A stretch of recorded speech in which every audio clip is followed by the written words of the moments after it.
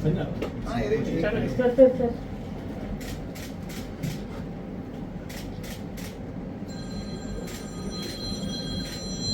You चलो अभी तुम जाके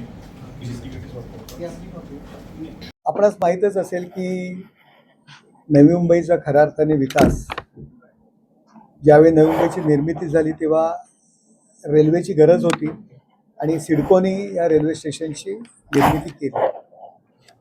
त्यावेळी सिडको आणि रेल्वेमध्ये ॲग्रीमेंट झालं होतं. काही स्टेशनची पूर्णपणे जबाबदारी सिडकोने घेतली होती. 2008 साली ते जी काही सिडकोची जबाबदारी संपली होती, रेल्वेने ती स्टेशन ताब्यात घेतली नव्हती. त्यानंतर ठाणे वाशी सुरू झालं. त्या पण स्टेशनचं तर ॲग्रीमेंटही झालं नव्हतं.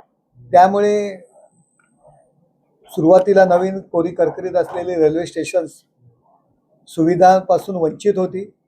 खासदार झाल्यानंतर हा प्रश्न जेव्हा हातात घेतला तेव्हा रेल्वे सिडकोकडे बोट दाखवायचं, सिडको रेल्वेकडे बोट दाखवायचं. आणि ॲग्रीमेंट संपल्यामुळे सिडकोची जबाबदारी नव्हती, तरी सुद्धा थातूरमातूर कामं ती करत होते. परंतु चांगल्या पद्धतीची कामं ही इतर स्टेशन ज्या पद्धतीत विकसित होत आहेत त्या पद्धतीत होत नव्हती. पाठपुरावा केला. मी प्रथम अश्विनी वैष्णव यांचे रेल्वे मंत्री यांचा खास करून आभार मानेल.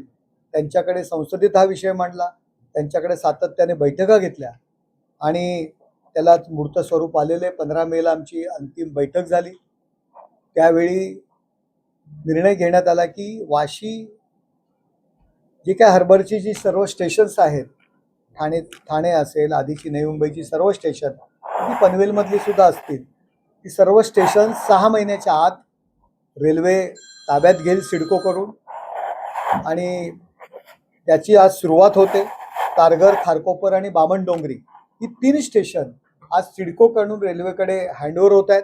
त्याचं ॲग्रीमेंट या ठिकाणी झालेलं आहे. रेल्वेचे अधिकारी आलेले आहेत, सिडकोचे अधिकारी आलेले आहेत आणि उर्वरित 6 महिन्यामध्ये पुढील स्टेशनसुद्धा जी काय आहेत ती सुद्धा रेल्वेच्या ताब्यात जाणार आहे, जेणेकरून रेल्वे ज्या पद्धतीने अत्याधुनिक आता होते आणि रेल्वे त्या स्टेशन्सवर काम करू शकेल, नागरिकांना चांगल्या सुविधा देऊ शकेल. हा ऐतिहासिक निर्णय आज झालेला आहे.